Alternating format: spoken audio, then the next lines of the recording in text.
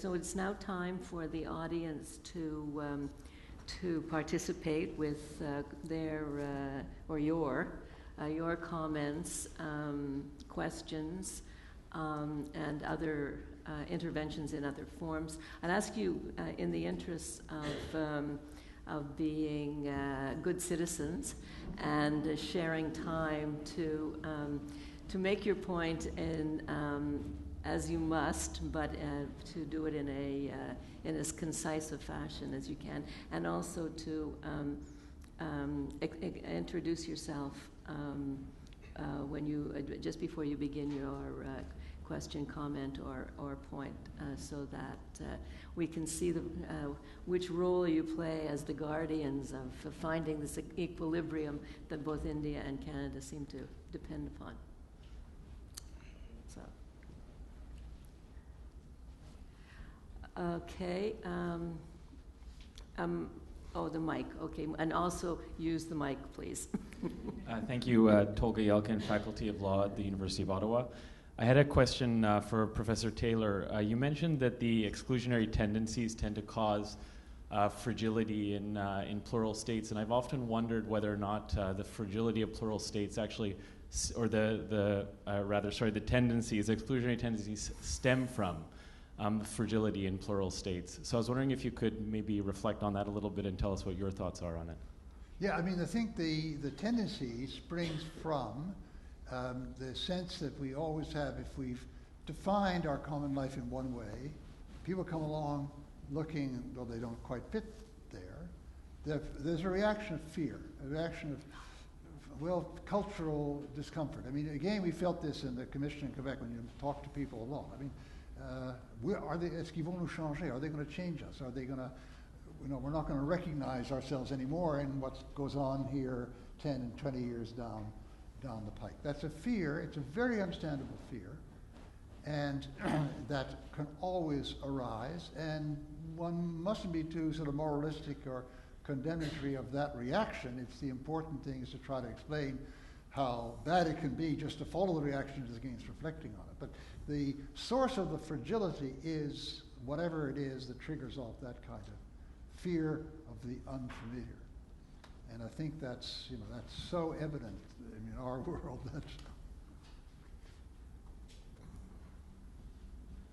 Okay. Man right there in the greenish coat. You, yes. Yes. It's greenish, isn't it?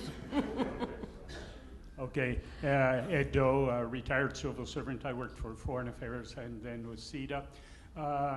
I was just wondering, we were talking about the centripetal forces in the societies and so on, but the similarity between India and Canada that strikes me is they're both very, very large geographical areas, and yet seem to be able to hang together as societies or countries. And I wondered if you have any reflections on why that has been possible, given the great challenges that brings. Rajeev, do you want to go first? Well, I'll be very quick. I mean, two things. I think the lady in the back. There was, after some initial resistance, the leadership in both countries, maybe I'm wrong about Canada, I don't know the history of Canada as much as I should, but the leadership in India at least gave in, not only for pragmatic reasons, but because it understood in a deep sense the need for federalism, linguistic federalism. And I think that helped India a lot. If India had retained its centrist commitment to a centrist state, in which it did try to have in 1950, we would have broken apart by now. But I think the fact that we were able to concede through wisdom and courage self-government rights to linguistic communities over a period of time. That really helped in many ways to have India together. The second, of course, is the granting of minority rights in a limited domain, namely the social but public, socio-cultural public domain, to linguistic and religious minorities. So the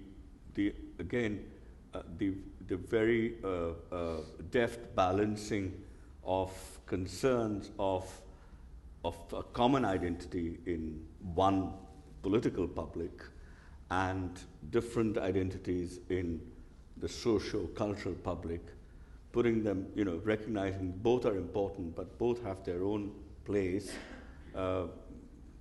That also is it's a feature that we share, and it's something that is going to stand us in very good stead in the long run. It has already in the case of India, despite all the pressures against it and the all kinds of challenges that are posed to it. But I think this is one of those things that will help us to remain a stable country don't forget that in the 1950s, everybody predicted that this country will just fall apart, that it cannot hold, or it's either not going to be democratic, to become authoritarian, or simply be balkanized. And every such prediction has turned out to be completely wrong. And the reason for that is that politicians in that era, in the 1950s, very quick to learn, and they gave in, not just as a instrumental compromise, but on the basis of good reasons which they understood. I mean, just a footnote to that, compared to Pakistan, which tried exactly the opposite. But I think the lesson for Canada is, mutatis mutandis, the same, that there's a kind of flexibility and a willingness to adapt. It is very typically Canadian. You never say it. You don't accept statut particulier, you don't accept sociétés distinctes, but you quietly do it, right? So Quebec has a quite different sort of role, its own immigration policy, etc., right? And it's that flexibility which I think has made us, touch wood, survive. Okay, thank you. The lady in the second to last row. Or the third to last row. Okay. I'm supposed to stand up, okay. Sarah Cambites from the United Nations Association in Canada, an NGO. When we talk about who is we, as was posed by the moderator, I would like both of you to speak to the role of the media, either as an enabling environment to create readiness and resilience when it comes to pluralism, or as a negative entity. I like to hear from both countries' perspective on the role of the media. Yeah. I think the media has a very important role to play, but interestingly enough, they're almost always divided, between different forces. I mean, in the Quebec case, there's a big section of the media which all belong to one company, I won't name it, who took a very sort of, very strong support for this exclusionary charter, and other sections of the media that don't. So I think that they play a very important role, just like the political interveners of various kinds of leaders and so on play an important role. But in all these debates, there's rarely unanimity among them, but they do play a tremendously important role. They multiply the voices on both sides. Well, in the case of India, I think some very disturbing trends have emerged in the last 10 years. First of all, the owners taking on the role of editors. That has been a very disturbing trend. Then the concentration, more big sort of corporations, even multinational corporations, because India, a lot of Indian corporations are now multinational. They have taken over control of more than one newspaper and electronic media. In fact, several newspapers and several electronic media are now owned by one big corporation, and so this kind of concentration of power in the hands of one group is obviously detrimental to the freedom of the media. On the other hand, the good thing is that, and there's always a little bit of political interference, but the good thing is that there is just proliferation of newspapers and TV channels, and it's hundreds and hundreds of channels. I mean, you can, and there are about 50 news channels, 24/7, which are available to every Indian everywhere in the country. So I think that if you are smart enough to move from one channel to another, you're likely to get different perspectives and different news, and you can make, if you're smart enough, you can also make your own judgment of what's really going on. So it's very difficult to control. There's no centralized control of this kind of proliferation, and so that's helpful. But on media, I think my views, particularly in the last 10, 15 years, is very mixed. There's someone in the man in the middle of the third row, and I'm working my way this way, so I know that you're there. But we'll stop with this lady in the middle here a second. I am a professor from St. Paul University. I just want to ask a question to Mr. Bhargava. When you were talking about the fragmentation, you highlighted that practically the presence of religions, let's say from the 17th or 18th century onwards, contributed to that aspect. Are you really referring to the Radhakrishnan's concept of the organized religion? Is that what you are trying to talk about, or do you clarify a little bit how that really impacts the fragilization? Yeah, I mean, sectarian would be a better word than organized. I think there's first sectarianism that is introduced. I talked about rivalry and intense competition, and a certain closure which comes about because of that. The feeling that others are an existential threat and therefore need to be expelled or exterminated, and so on, which ideas actually grew in parts of Europe at a particular point of time in history, and I think those kind of travel very quickly in other parts of the world, including in India, and I think that's what I was referring to. Organized religion is a very kind of loose term for me. Some organized religions can be pretty nasty. Other religions can be organized, but they can still be, quite benign and in fact socially useful and productive. And so, but the ones that are nasty are the ones that I had in mind. But I'm not for. I don't think that every organized religion necessarily has to be divisive and disruptive and so on. So yeah, something happened. I wish I knew more about it, but maybe Charles does. But I think it's pretty well recognized by many scholars that we always interact with, that there was something that happened at one point of time in the history of Europe, and that created some problems. I mean, one of my great, and I was very happy to learn that Charles also thinks he's a terrific figure. He's a Canadian, Wilfred Cantwell Smith, and he talked about how in the 16th century the word religio turned from being an adjective, like being religious, to a noun, an abstract noun, and became a system, and was reified. And over a period of time, not only was Christianity reified, but also its people started to look for other such equivalents of this religion,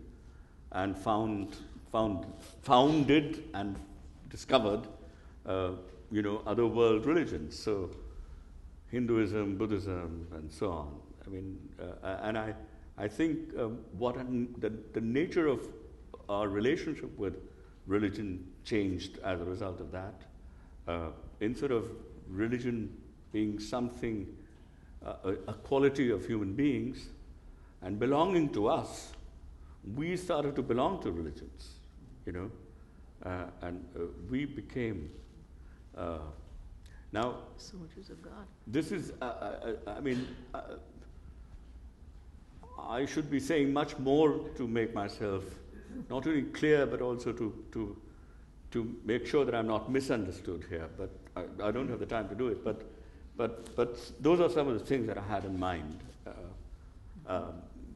when I talked about the globalization of a certain idea of religion to the rest of the world. I mean, there are lots of things which have been globalized. One of the early things that were globalized was this idea of religion. Did you want to comment on that, or? No, I very much agree with that. Yeah. Okay. Yeah. Okay. The lady in the red. I'm professor of political science at Howard University. My question is something to do with some attention, a small attention that I noticed in both your approaches. So it's true that both India and Canada have state-centered arrangements, right? Federalism, multiculturalism, recognition of religious laws in the Indian context. But Professor Taylor also seems to suggest that, well, yes, there's a constitution reflecting a consensus, but at the same time, there are different ways in which societies have to think through this question. I find your proposal, Professor Bhargava, a lot more state-centric. I know you said that there has to be different kind of agents speaking through society, but what are the explicit, distinctive societal institutional arrangements that India can sort of develop, right? Could you sort of speak about that a little more? And here I'm thinking of David Scott's work on Sri Lanka, right? It's a very fine example of what are the ways in which society-centered approaches can flower in multicultural societies. So if you have a sort of theoretical innovation in the Indian context. Thank you. Okay, I'll just, just offhand one thing in mind, which is that a lot of there are these religious institutions, these are very loose religious institutions which are there in our society, which are quite independent of the state and work on their own. And I would see the left and the liberal groups to interact with and shape them much more. I mean, independent of states. I think the chasm between left liberals and these religious groups is so deep, and the attitude of the left liberals towards these religious groups has become one of, pardon my using this term, one of untouchability. We don't want to touch them. We don't want to, do anything to do with them. I think that is both. It's building a wall and insensitivity among left liberal intellectuals, and in the way in which these religious groups and institutions ought to grow, in the liberal left democratic direction. I think that is not happening. So from a certain point of view, maybe this is very sectarian itself, this view that it should be freedom-loving, egalitarian, and religious institutions should be internally democratic, and so on. Maybe this is itself a very utopian and sectarian view, but if you want to have that, then you can only do it if you are really embracing these religious groups in some ways, or at least intimately interacting with them. You can't build a wall and hope that they will become, to our liking, and they will be shaped by the forces that are on the ground working with them, and they'll be very different from. The same thing is true about education. I mean, I taught in a university for 25 years, which did not have a department of religious studies, which did not have a department of comparative religion. The state had nothing to do with it. The university itself, which was deciding its own curriculum. And I thought, when I taught there, I just thought it was natural that this be the case. It's only when I started to think a little about it and went out of that university and that I realized what a blunder it was. And of course, my own international interaction, with various people, it's completely crazy that we have no idea of what these religious traditions are. This kind of secularism is so blind and so, in the long run, pardon my saying so foolish, that is bound to have a reaction of the kind that we might have. So again, these are all things that happen, colleges, universities, schools, which have nothing to do with the state or other spaces in civil society.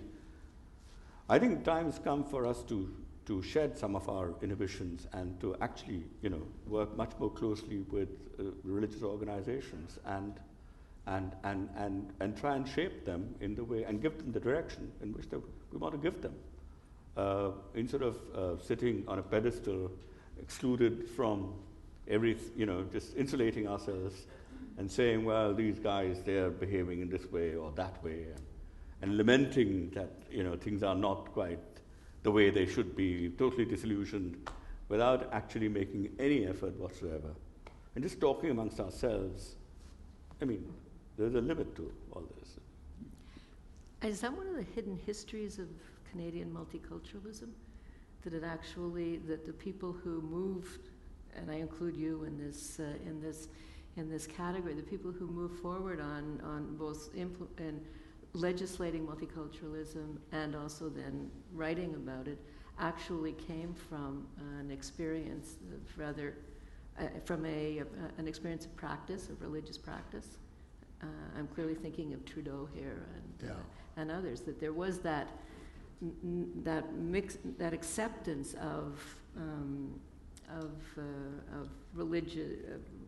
religious persons and of belief at the same time as building a multiculturalist policy. Yeah. There's certainly, if you look at Quebec, I remember there was in the 60s, it was the beginning of the Quiet Revolution, there was a mouvement laïque de langue française, which was trying to overcome some of the very strong elements of clerical control. But, I belonged to it myself at the time, but a great proportion of them were practicing Catholics. They were kind of, Vatican II Catholics before Vatican II had happened, but the theology that inspired them was very widely read in Quebec. We were like Congar and Lubac, right? Now, very strangely, at the end of the decade, in the 1970s, there was such a falling off that we now have a mouvement pour un Québec laïque or something like that. It sounds somewhat the same. They are, Dawkins is pussy cat compared to this guy. So we've had an evolution there of a rather striking kind. Yeah. The kind of skepticism. Okay, where's the, I have an order over here, so it's 1, 2, 3, 4. There's someone in the back beforehand, okay? No, the man behind, right there in the brown jacket. My name is Russell Banta.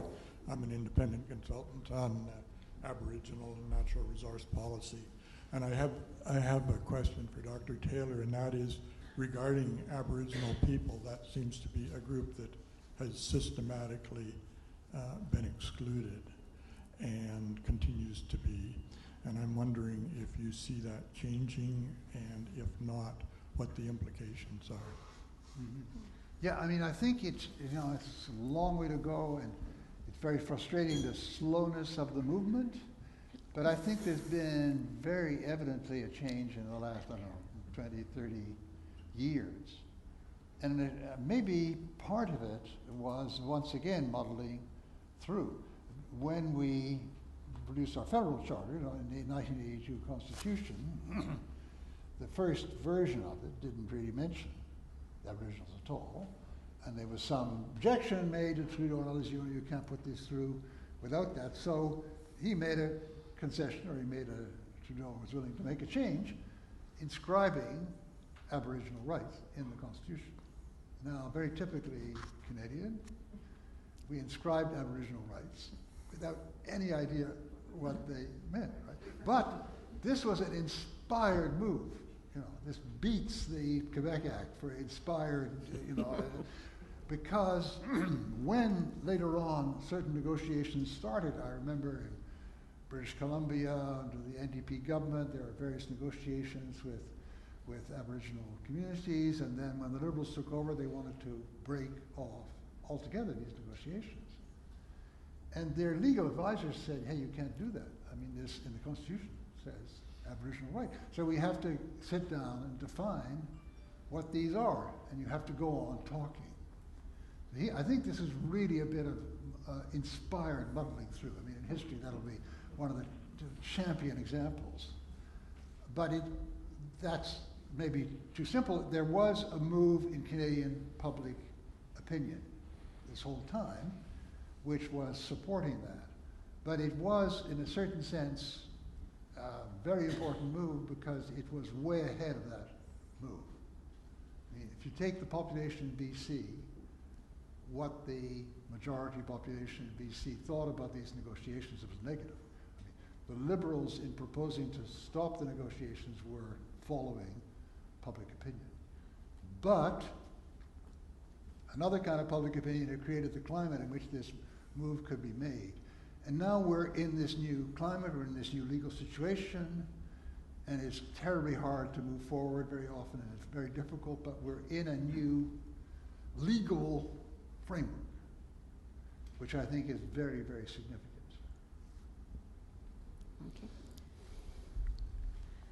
Okay. My name is Stephen Woolcombe. I'm a retired Canadian diplomat. Do I have to stand up? Really a question to both professors. I'd be interested in your comments, appraisals of the effect of on the inclusiveness or the divisiveness of the present political configuration in your respective countries. In the case of India, the Modi phenomenon, and in Canada, the current political situation. How would you assess the likely impact on inclusiveness and divisiveness as on the various issues that you've been describing? Okay. Modi is much more important than the political party to which Mr. Modi belongs and the whole outfit which supports the political party has a history of exclusionary policies. Their idea of inclusion is limited, and certainly unless certain conditions are met, a lot of people who should be naturally included into the polity, they remain excluded. So I think if that historical pattern continues, then we are in for more trouble. However, there are compulsions of power. A lot of people who I respect and who have seen more about Indian democracy than I have and who have understood Indian democracy more than I do, they sometimes assure me that Indian democracy will tame anybody. And there are some signs that might happen, although it's too early to say. On the ground, the situation doesn't appear to be all that great, but so far, people who are in positions of power haven't said anything or ostensibly done anything to make the minorities and those who have been traditionally excluded believe that more exclusion is on the way. But in day-to-day affairs, a lot of forces are emboldened simply because their party is in power and they act out of habit in certain ways which will upset those minorities. So we just keep our fingers crossed. We wish good luck to the present government and hope that they will carry on the work of improving the quality of life carry on the quality of life of everybody, regardless of their caste and religion, and hopefully they have already understood that the divisive agenda that they have been wedded to comes in the way of a successful economic a model of economic growth and development. But it's too early to say. The jury's still out, and I think in 2.5 years we'll have a much better understanding of this, and I will be able to tell you better, what's the... Well, in Canada, I mean, there are these three dimensions of diversity, if you like, and I think that on the dimension, if you like, host society immigrant, we've had recently in Quebec a very bad jolt, but it looks like it didn't succeed.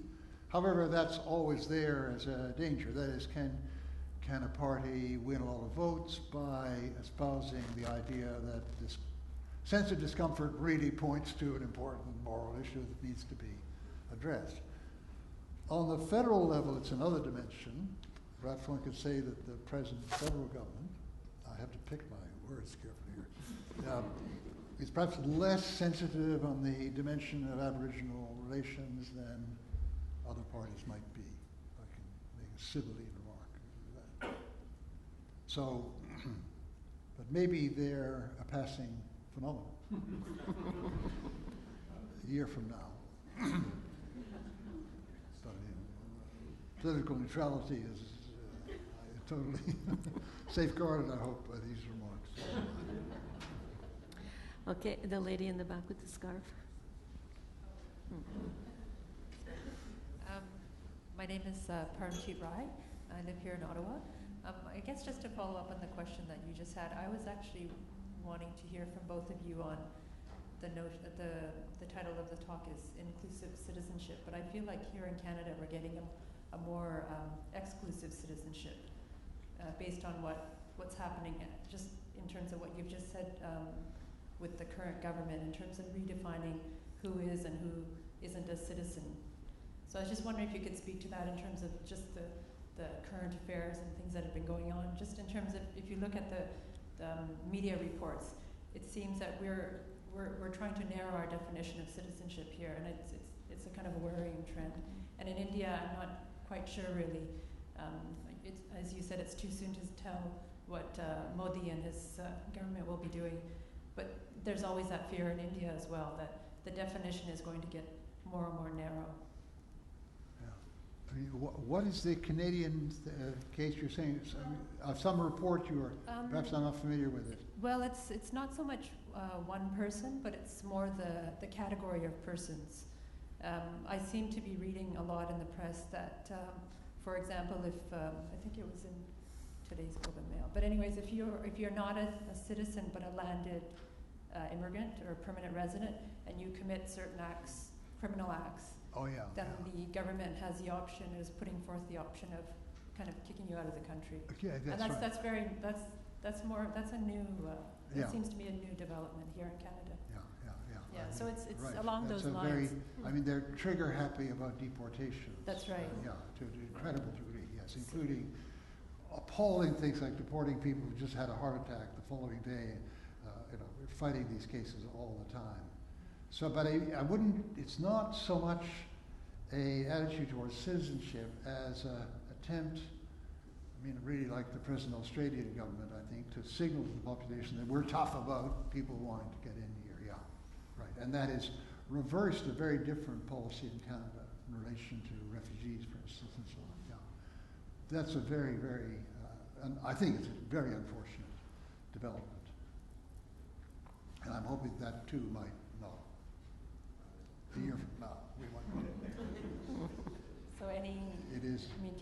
Can we look for anything that's a bit more on to counter that? Well, I think if the Canadian public could get to know more what some of these really shocking cases of deportation involve, but it's, how do you get that out there? If they could get to know that more, it might hasten the day when that kind of thing would stop. Very definitely, we have to, there are some really terrible things done in our name by some of our ministries that we should, that we would all be appalled of and ashamed of if we could know about them. But it's hard to, these individual cases are hard to make them known to a very large public. Okay, we're coming to the end of our time, and there's one question in the back that was identified, and that will be the last question. I know many of you have put your hands up, but the time is gone. Bonjour, mon nom est Mario Aymon. I'm a diversity trainer. I live here in Ottawa. My question relates to secularism. We've seen that the state, and when it separates itself from religion, there are benefits for religious pluralism. I'm just wondering to what extent the state should also focus on separating itself from culture to encourage more cultural pluralism, and if that's possible. And if it is possible, and something we want to aim for, does the state become just a big bureaucracy that people can't identify with? So I'm just wondering if I could hear your thoughts on that. Should we do more about separating the state and culture? Well, I don't know quite what it would mean to separate the state from culture. You could have no more budgets to support different kinds of cultural activities, which I would very much regret because they're already being cut both in Quebec and in the federal, right? But see, culture has these two meanings, right? It could mean something like what we call high culture, the greatest achievements in various fields of the arts and so on, or it could mean the anthropological concept of the culture of a whole people. Now, one of the great positive things about the Multiculturalism Act is it tries to expand the interest and the support of the government across many cultures in that second sense. So there's a certain amount of subsidy for various activities which belong to. So it would not be, the model of separating from culture seems to be a bad model here. It's a model of pluralizing the support for cultures, which I think is something we could perhaps do more about, but I think it's something we already have been doing. In the religious case, it's terribly important that the state not be aligned, not only with any religion, but with any anti-religion or whatever sort of moral, metaphysical viewpoint, the state not belong to any of them and be even-handed between them. But the same thing doesn't arise, I think, in the field of culture, in the anthropological sense. I'm going to say just a couple of things. One is that the distinction that Charles just drew our attention to between religion and culture, in many cases in India, that distinction is unsustainable. So you can't really talk about religion on the one hand, and culture, which is quite distinct from the other hand. But having said that, the more important thing about secular is impartiality. Separation, no matter how you interpret it, is in some ways secondary. And to be impartial, you can do two things. One is to withdraw from all and do nothing in relation to all. But the other is to get engaged with all and do some things in relation to all. And I think in many cases of culture, I think what he just said about, pluralist, I think you can't certainly, particularly in cases of culture, you can't just withdraw. You can't say we're culturally neutral. That's an impossibility. The state is not living in some vacuum. It's embedded in a cultural matrix, in a social matrix, and so on. And there's no way that it can just completely withdraw itself from it without actually disappearing.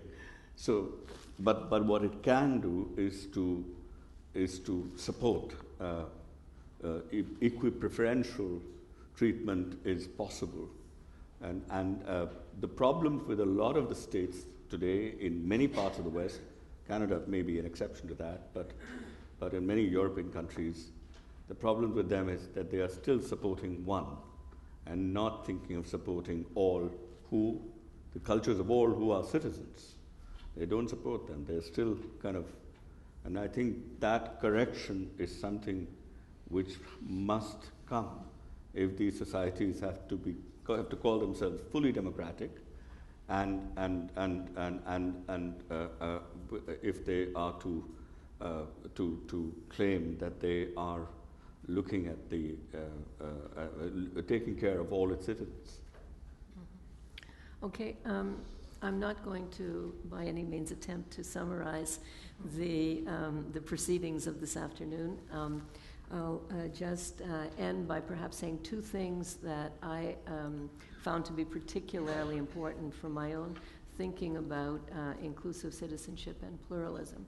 The first of which is, in fact, where we just ended, on the importance of a commitment to inclusion as a value in addition to a practice. Both the practice and the value are key. And the possibility of that commitment rests, as we've heard, on a number of institutional foundations which also need protection, rule of law and individual rights. The second point that I think came out clearly today, and I think is much more than just a reflection of the thinking of Canadians over the last week or over the last year, is in fact the place where we started, which is that these commitments, to the extent, or the commitment to inclusive citizenship, to the extent that it has been built and to the extent that it continues to exist, is a fragile one, and it needs constant guarding. And the guarding of that commitment depends not simply on political leaders, certainly not only on judges, perhaps not primarily on intellectuals, but that it depends on the commitment of the body politic in all of its manifestations, individuals and institutions, to that value of inclusive citizenship as an expression of pluralism. And I think that that's what we've learned today, if I had to summarize it in my few sentences that I have time for, before asking John McNee to come up and say the last words.